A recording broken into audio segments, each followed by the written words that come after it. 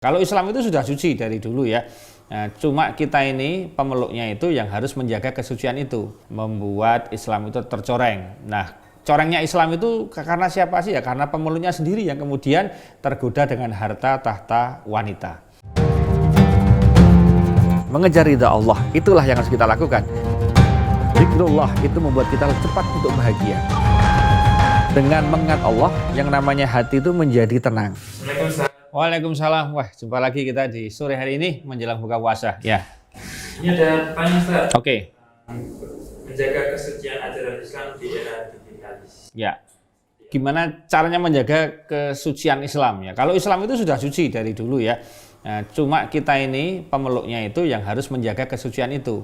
Nah, caranya gimana? Ya, caranya kita harus menjaga aurat misalnya, harus menjaga konten-konten, tidak kemudian mengarah kepada hal-hal yang bisa membuat syahwat, kemudian bisa membuat Islam itu tercoreng. Nah, corengnya Islam itu karena siapa sih ya? Karena pemeluknya sendiri yang kemudian tergoda dengan harta, tahta, wanita. Nah, kalau kita bicara tadi, ini kan berkaitan harta, tahta, dan wanita. Nah, rata-rata tiga ini berkaitan, ini harus hati-hati. Ini sangat sensitif sekali. Kalau saya bicara wanita, ini bukan bias gender. Karena kalau kita bicara wanita, di situ include sebetulnya pria. Ya. Jadi kita itu adil, ada pria, ada wanita. Jadi mau tidak mau caranya menjaga kesucian gimana? Pertama, kita harus punya platform yang jelas terhadap dakwah, terutama di digitalisasi. Yaitu jangan sampai kita membahas konten-konten yang sifatnya kemudian berbau pornografi. Tetapi kalau harus membahas konten yang sifatnya seksualitas, dalam Islam itu jima namanya, kita nggak ada masalah. Nah, tinggal disampaikan secara dalil-dalil syar'i dengan bahasa-bahasa yang halus, yang sopan, yang tidak terlalu vulgar, sehingga orang tahu, oh kenapa sih ini nggak boleh dalam Islam, kenapa anjuran seperti ini, oh sunnahnya seperti ini, kalau begini makruh, kalau begini haram, sampaikan, nggak ada masalah. Karena justru dengan kita tidak menyampaikan, itu kesucian Islam bisa tercoreng.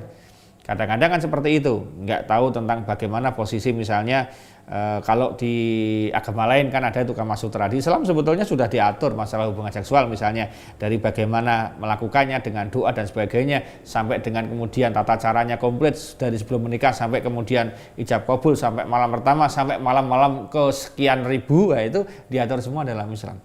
Nah, oleh karena itu cara menjaga kesuciannya adalah kita harus hati-hati dan menjaga konten ini jangan sampai kontennya berbau mengarah kepada pornografi, tetapi lebih baik mengarah kepada kemurnian atau menjaga syariat pernikahan, misalnya syariat tentang keluarga itu dijaga seperti itu. Kemudian kesucian lain dalam apa? Ya, dalam hal misalnya menjaga marwah Islam jangan sampai tercoreng hanya gara-gara masalah harta. Ini juga penting karena jangan sampai kemudian ketika membahas masalah warisan, masalah ekonomi, masalah harta, kemudian tidak bisa menempatkan diri pada posisi yang tepat sehingga kesucian Islam bisa tercoreng gara-gara itu. Menyampaikan tentang masalah warisan tidak benar, menyampaikan masalah riba tidak benar. Nah, disinilah kemudian malah kalau tidak hati-hati itu kemurnian Islam yang tadi suci bisa tercoreng karena ulah dari pengikutnya yang tidak paham, tidak tahu ilmunya seperti itu. Nah, kemudian tadi kan wanita, kemudian harta, kemudian tahta. Nah, kalau tahta ini juga harus memurnikan Islam, harus menjaga kesuciannya, ya.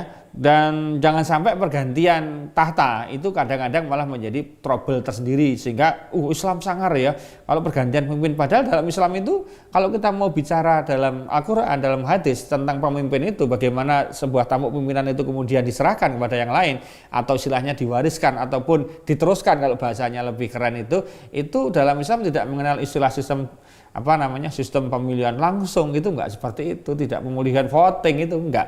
Dalam Islam itu musyawarah ya. Wasawirhum fil amri. Jadi musyawarah dalam semua urusan. Jadi musyawarah. Sehingga kalau musyawarah yang terjadi adalah diambil yang terbaik dan mereka saling menolak, kalau perlu saling kemudian menjaga jangan sampai ikut terlibat gitu kan. Akhirnya banyak orang yang jadi pemimpin itu kalau di dulu era-era dulu, saya nggak tahu sekarang ya, mudah-mudahan masih ada. Orang-orang dulu begitu ditunjuk jadi khalifah, jadi presiden itu, jadi pemimpin apapun itu, kalimat pertama meluncur dari bibirnya adalah innalillahi wa inna ilaihi rajiun itu, Mas. Jadi nggak ada orang jadi dapat jabatan alhamdulillah, yes gitu. Harusnya sama ketika orang menikah itu, ketika sudah ijab kabul sah, ya memang dia alhamdulillah nangis, tapi nangisnya itu antara bahagia dan dia ya Allah habis ini aku tanggung jawab, aku harus serius mengurus istri dan anak-anak dan sebagainya. Nah, itu seperti itu misalnya kata kuncinya begitu. Nah, jadi kalau kita lihat dari itu sangat luar biasa sekali itu ya. Jadi nggak perlu nggak perlu kita menjadi orang yang takut ya kesucian Islam itu bisa tercoreng gara-gara apa ya? Gara-gara pengikutnya sendiri yang tidak konsisten, yang kemudian tidak tepat dalam mempraktekkan keagamaan seperti itu. Nah, jadi sekali lagi mari kita jaga marwah Islam ini dengan sebaik-baiknya, karena biasanya tadi masalah itu hanya berkutat di harta, tahta, wanita. Oleh karena itu mari di dalam kita membuat konten, di dalam kita berdakwah secara digital, kita betul-betul hati-hati mengemas pembahasan masalah harta, masalah tahta, masalah wanita. Ini menjadi masalah yang sangat krusial di era-era saat ini, sehingga harapannya kita punya solusi untuk menjaga kemurnian Islam ini. Gimana sih yang betul memilih pemimpin dalam Islam?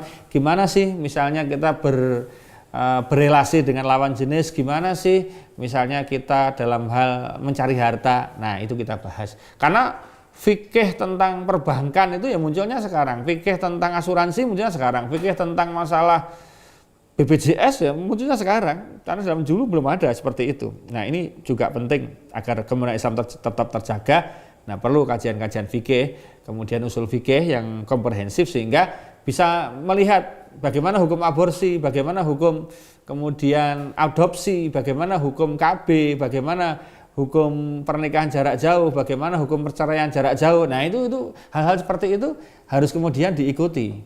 Ya, jangan sampai kemudian karena apa situasinya berubah terus-menerus, sehingga juga kita perlu update dalam hal berdakwah, termasuk metodologinya, termasuk cara platform yang digunakan dalam berdakwah. Gitu Mas ya. Jadi terima kasih sudah ada pertanyaan. Silakan tanya lagi teman-teman, yang ada pertanyaan bisa komen di bawah, kemudian insya Allah kita bahas di pertemuan Kultum menjelang buka puasa. Demikian, mudah-mudahan bermanfaat. Kita ketemu lagi insya Allah di Kultum besok menjelang buka puasa. Terima kasih. Assalamualaikum warahmatullahi wabarakatuh. Mengejar ridha Allah, itulah yang harus kita lakukan. Zikrullah itu membuat kita cepat untuk bahagia. Dengan mengingat Allah, yang namanya hati itu menjadi tenang.